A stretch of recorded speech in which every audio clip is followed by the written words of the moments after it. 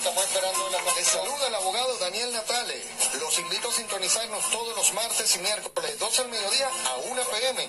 en la hora de Natale Legal, en el cual estaremos conversando todo sobre el acontecer jurídico, inmobiliario, condominios, ley de propiedad horizontal, arrendamiento de vivienda, oficinas, local.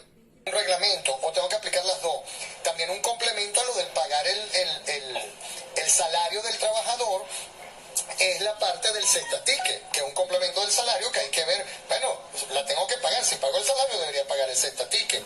Y esto particularmente relevante en lo de condominios en cuanto a la trabajadora residencial, porque bueno, es una entidad de trabajo, el edificio, es una empleada, pero ella vive ahí mismo.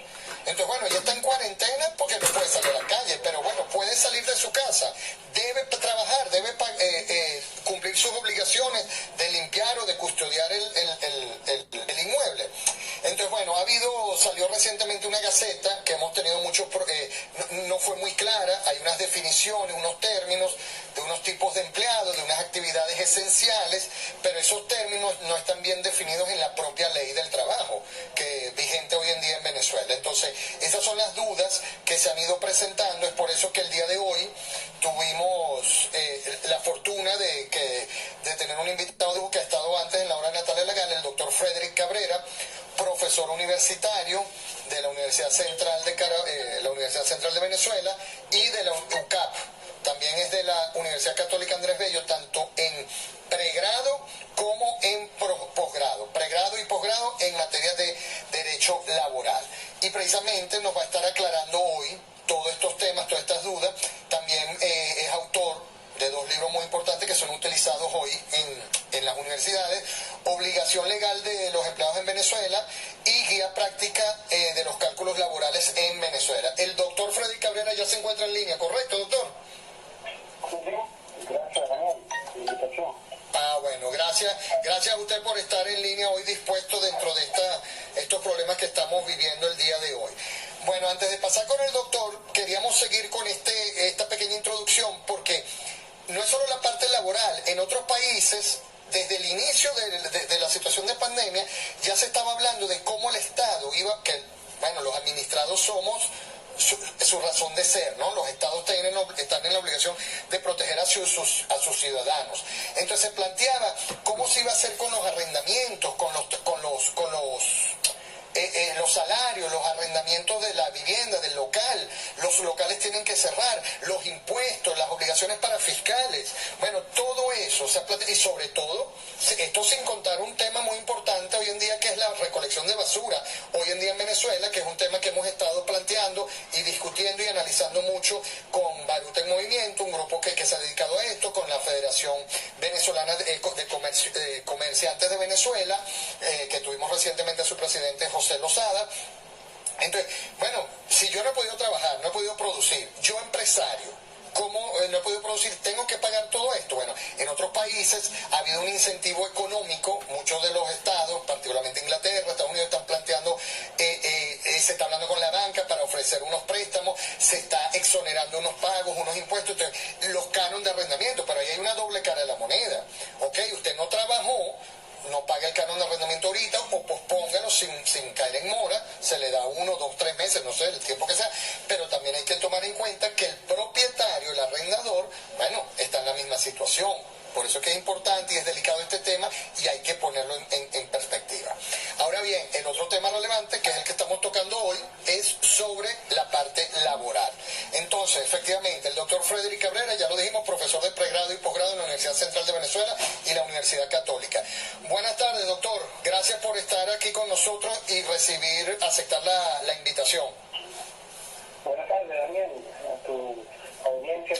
Buenas tardes. Bueno, gracias. Mire, doctor, cuéntenos. Hay esta situación de emergencia donde, bueno, estamos obligados a cumplir, más allá de que nos obligue la ley o no.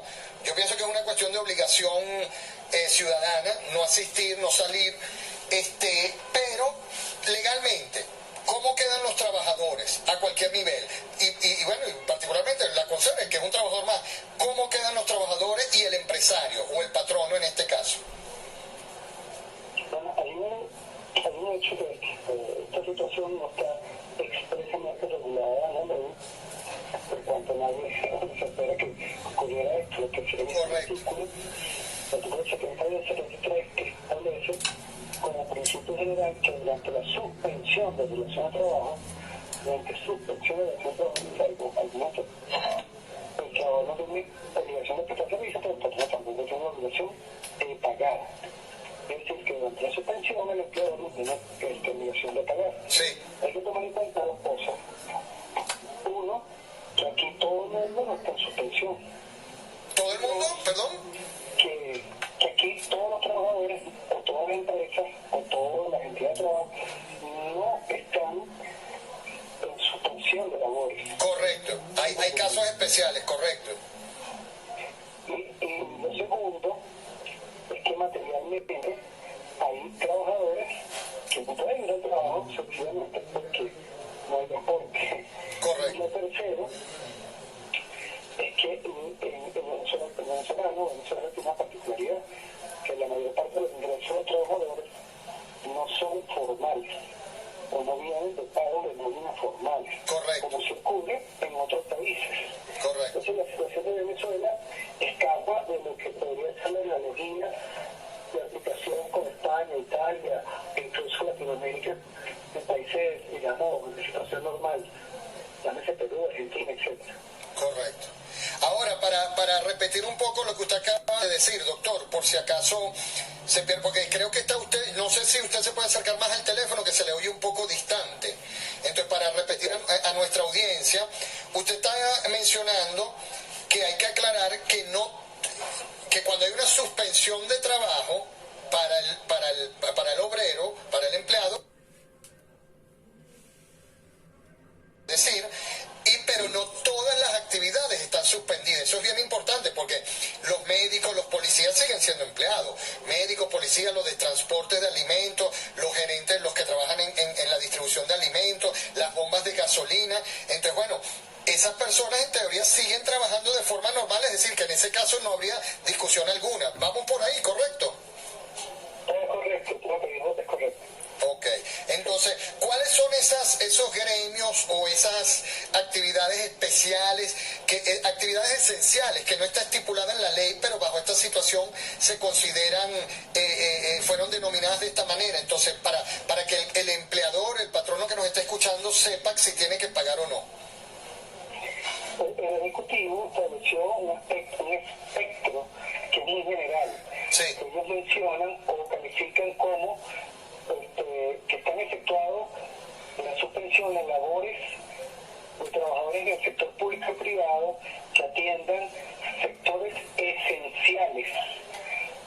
Sectores esenciales dentro de lo que son ramas de actividad de la salud, alimentación, sí, electricidad, gas, combustible, desechos sólidos, seguridad, telecomunicaciones y transporte. Sí. Ahora, lo que ellos no dicen es que es una situación esencial, pero sí hay una numeración en el reglamento de la Ley Orgánica de Trabajo del 2013, artículos 17, 18 y 19. Sí. Y hace una mención más pormenorizada, o sea, más numerada de esa situación. Ok, pero entonces, bueno, y ahora, bueno, eso estamos hablando a nivel general del trabajador, de cualquier empresa. Ahora particularmente, doctor, que nuestro programa, usted sabe que nuestra audiencia más, aparte de que indistintamente puedan ser o no comerciantes, particularmente, acá hay una pregunta que nos está entrando, doctor, bien importante, muy importante, y voy a dejar mi comentario para darle prioridad a esta pregunta. Viene de parte de la cuenta F. Jose, una pregunta que nos parece sumamente relevante. Soy discapacitado. ¿Me oye, doctor? ¿Sí? Sí. Ajá. La persona nos escribe lo siguiente. Soy discapacitado. Tengo 2 enfermeras, una conmigo y la otra en su casa. Esa otra va ocasionalmente a visitarlo. Debo pagar a las 2 porque la que está trabajando le debo pagar doble. ¿Le repito, doctor, o tiene la idea? Si quieres repitar. Tiene 2 enfermeras, soy discapacitado. Sí, el señor es discapacitado, tengo 2 enfermeras, una conmigo y la otra en su casa, es decir, una que está fijo con él y otra en su casa. Debo pagar a las 2, porque la que está trabajando le debo pagar doble.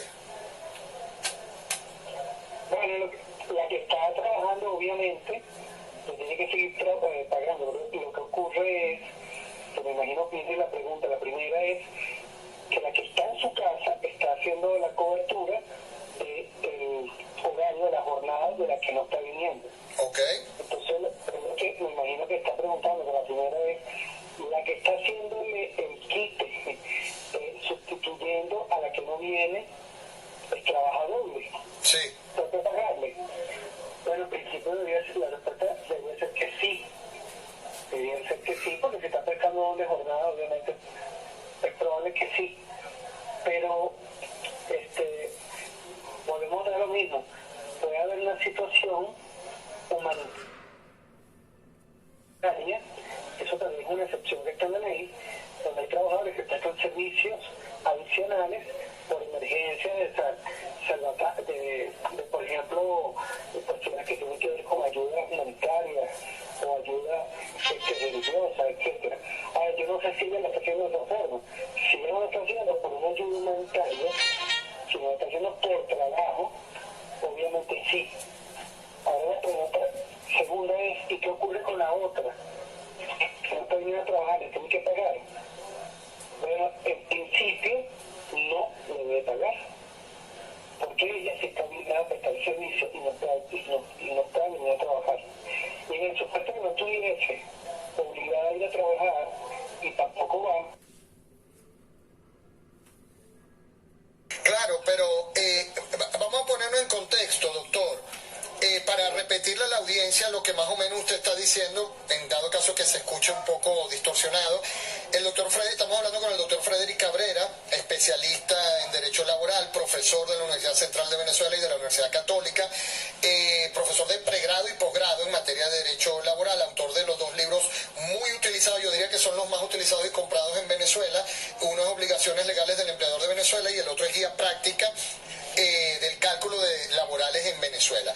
La pregunta fue una persona discapacitada que tiene dos enfermeras, una en su casa y una que no está yendo, que si le tienen que pagar doble a la que está asistiendo. Entonces el doctor Frederick Cabrera dice que en principio no. Es decir, la que está trabajando sí, porque está utilizando una jornada doble, está realizando una jornada doble.